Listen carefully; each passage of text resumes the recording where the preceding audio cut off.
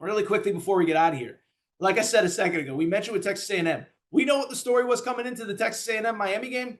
We certainly know what the story is coming into the Oklahoma-Nebraska game, as Oklahoma visiting their one-time rival, Oklahoma, an 11.5-point favorite in the Betfred Sportsbook. You look at the over-under for this game. It is currently, as I record here, sitting at 66.5, excuse me.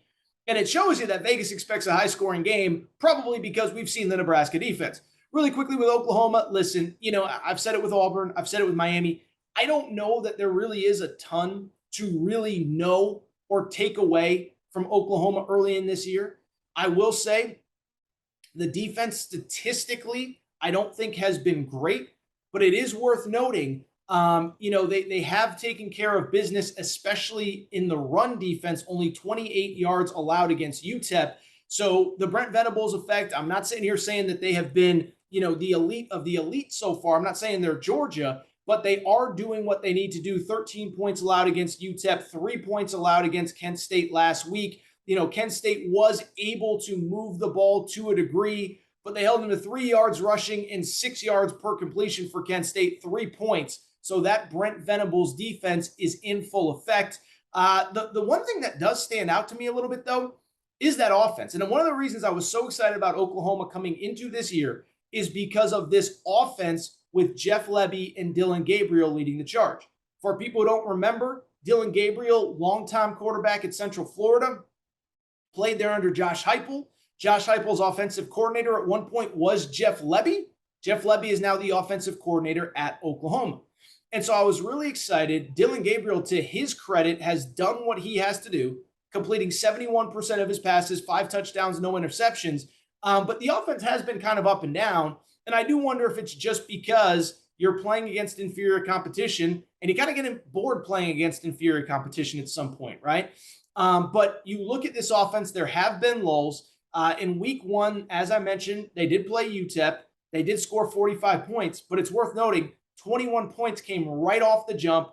21 points came in the first about 8 minutes of the game. Not to say that scoring 24 over the final, what would that be, 53 minutes of the game, 52 minutes of the game is bad, but it was pretty clear that they jumped on them early and let their foot off the gas. Last week was definitely a struggle early. Oklahoma puts up 33 points, but has just 7 first-half points against Kent State.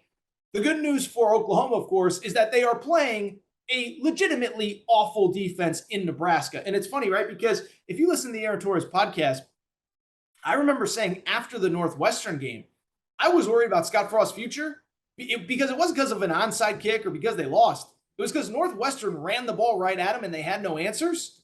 And we saw it last week against Georgia Southern, right? So Nebraska plays Georgia Southern. I'm hosting Fox Sports Radio. And it was funny because Nebraska scored with about 3 minutes left in the game. And my radio partner and I were joking, they left too much time on the clock for Georgia Southern. Georgia Southern goes length of the field. Georgia Southern scores a touchdown. Georgia Southern wins. But most importantly, Georgia Southern had 642 yards of total offense. And so when I look at this game, a couple things do stand out. One, the Nebraska defense can't be much worse.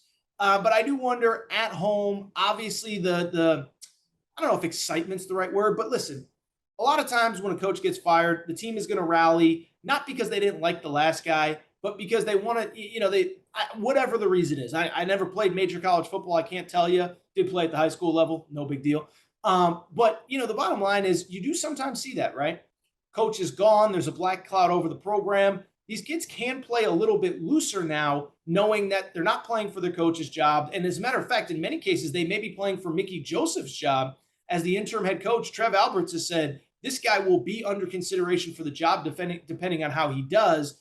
But watching Mickey Joseph's press conference, watching Trev Alberts even said, we just need another voice in the room. These kids need another voice. And I do wonder if they're going to play a little bit looser. And I also wonder if 11.5 points at home is a little bit too much. I mean, keep in mind, Nebraska, what was Scott Frost's problem the last 2 years? They can't win a close game. 5-22 in one-score games.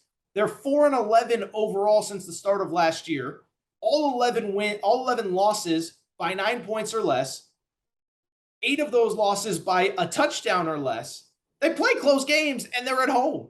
So I went back and looked it up just for fun. The last time Nebraska lost by double figures, by more than 11 points, I guess technically, at home, and let's take out the COVID year because that was weird. There were no fans in the stands.